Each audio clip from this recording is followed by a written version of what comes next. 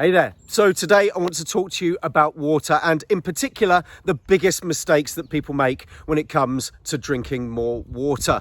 Now, what's the first thing that you're advised whenever you start on a health kick, health program or any diet of some description? One of the first things that you'll get told is to drink more water. Now, while that's sound advice, most people don't know why they're told to start drinking more water, in particular to be able to lose fat.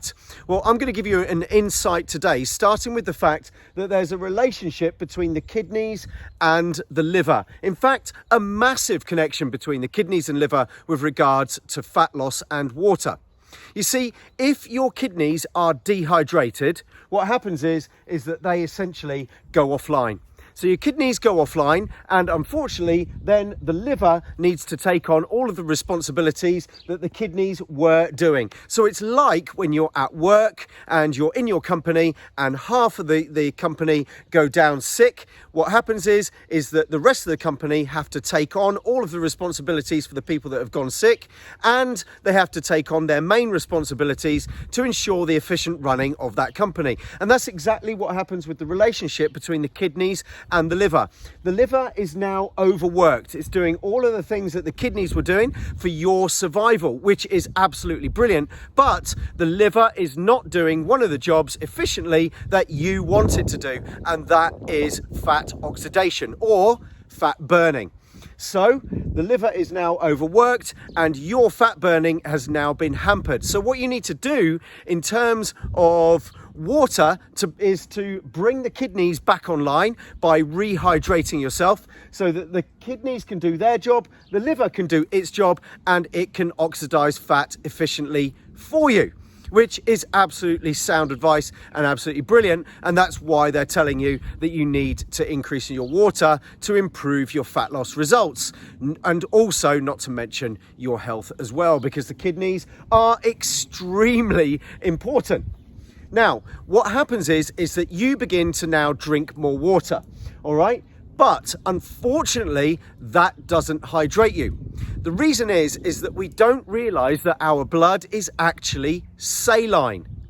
That's right, it's saline, which means that it is slightly salty, all right? So you start drinking more water, you're taking the sound advice on board, but what's happening is that because your blood is saline and you're not adding in electrolytes into your daily diet, and the reason that you're not adding electrolytes into your diet is because you're told that you should be avoiding salt, which again is also sound advice. In fact, it's really, really good advice to be avoiding the table salt that you find in all of your processed foods and all of the table salt that you'll find in the restaurants or in the normal salt shakers that you add to your food. That's sound advice. But salt should be pink, grey or beige. So it should be Himalayan salt, pink salt, and it should be beige like Celtic sea salt, or you can buy stuff like real salt. This salt is completely and utterly natural, contains over 80 beneficial minerals, which are going to improve the electrolytes in your blood. But people are avoiding salt for fear of it raising their blood pressure. But you need to eat the correct salt. And let's highlight that a little bit further. If you have a horse, or you've owned horses in the past, or you've worked on farms or worked with animals like that, what's one of the things you'd give those animals to supplement their diet?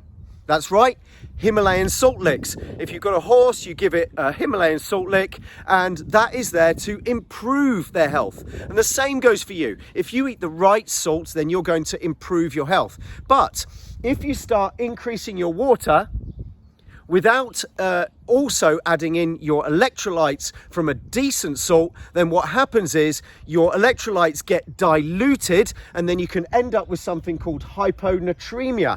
And that is diluted electrolytes, which actually is a form of dehydration. So you're actually trying to increase your water intake, but actually ending up dehydrated via hyponatremia. All right, and that's because you're avoiding salt. So what do you need to do? When you increase your water intake, you also need to increase your electrolytes so that you don't further dilute the electrolytes that are already in your blood. So what can you do? You can add a pinch of Himalayan salt, Celtic salt, or real salt to your water.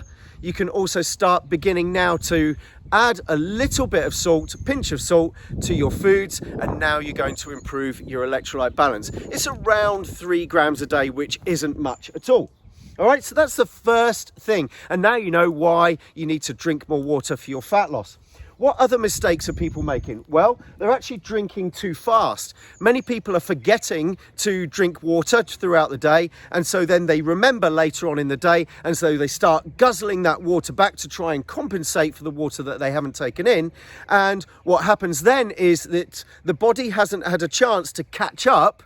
And so now you get this massive influx of water, massive dilution of electrolytes, and you can end up with the same problem. So that's not good. What you need to do is begin to sort of drink more water evenly throughout the day. I recommend that you front load your water. So, you know, you're advised to eat food like a king in the morning, a prince at lunchtime, and a pauper in the evening. Well, actually, same goes for water as well. You want to taper off towards the evening, because otherwise, if you're guzzling back water at night, just before you go to bed, then you're going to be waking up, going to the loo. That's going to interrupt your sleep. And if you have heavily interrupted sleep, then that's not good for fat loss as well. If you want to learn a little bit more about that, then I'm sure I've got a video all about sleep and the impact that that can have on you just by having one bad night's sleep. All right. So drinking too fast. If you've recently gone on keto, if you're now eating a very low carbohydrate diet and you've had carbohydrates in the past, what happens is that when you switch onto this keto or low carb diet, you actually drop a load of water and you drop a load of electrolytes as well. So it's very important that if you switch to a low carb or keto diet, that you now increase your water and make sure you're balancing that with your electrolytes as well, because carbohydrates, for every gram of carbohydrates that's stored in the muscles, it takes 3 grams of water with it. So when you stop those carbohydrates and the carbohydrates are burned, you then dump 3 grams of water per gram of carbohydrates. So heavily important to start drinking more water if you're on a low carbohydrate or keto diet. What else is there? Drinking too much around your meal times. Now, I don't mean around your meal times, but actually at your meal time.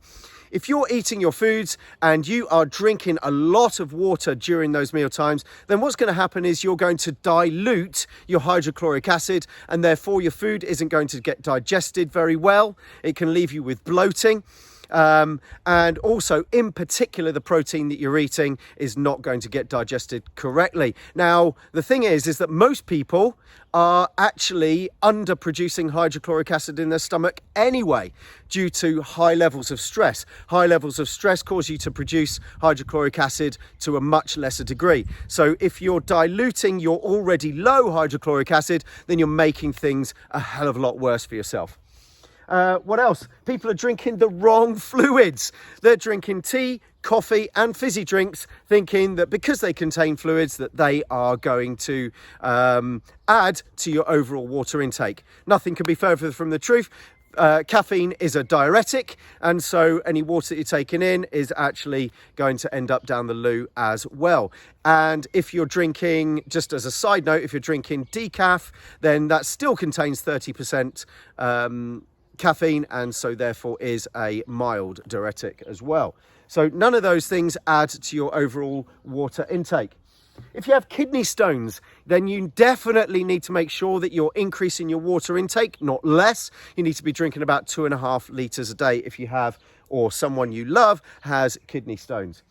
And finally, tap water. Tap water is something to be avoided as far as I'm concerned. You can go away from here and do it exactly as you please, but I recommend that you steer clear of tap water. Why? Because it contains endocrine disruptors, things which are going to massively impact your hormonal balance. If you're already out of whack hormonally, why add to that with endocrine disruptors that are ending up in our water? We've got plastic fibers and microplastics, again, which are going to add to estrogen levels, and they're going to cause all sorts of endocrine problems within the body. Medications end up in our tap water, as do heavy metals and pesticides. These things are going to massively impact your health. They're going to cause your kidneys to have to deal with all of those toxins. And when your body's dealing with something else, then your health declines and you're not going to get the results that you want in terms of your fat loss. Many of these toxins, if your body can't deal with them, they're going to wrap them up in adipose tissue,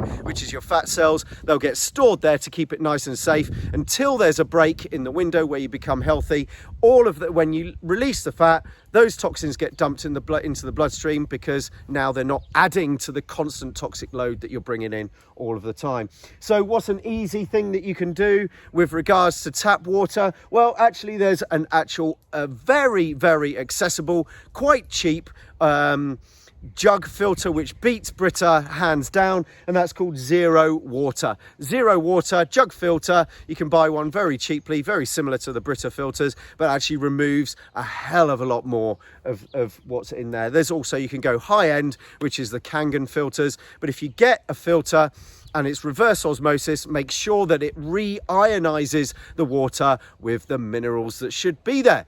So there you go, that's water. Hopefully it's been giving you a really good insight into what to do from here. If you've got any questions regarding anything at all, please post those questions below and I will get a video sorted for you real soon. And I'll see you next time in another video.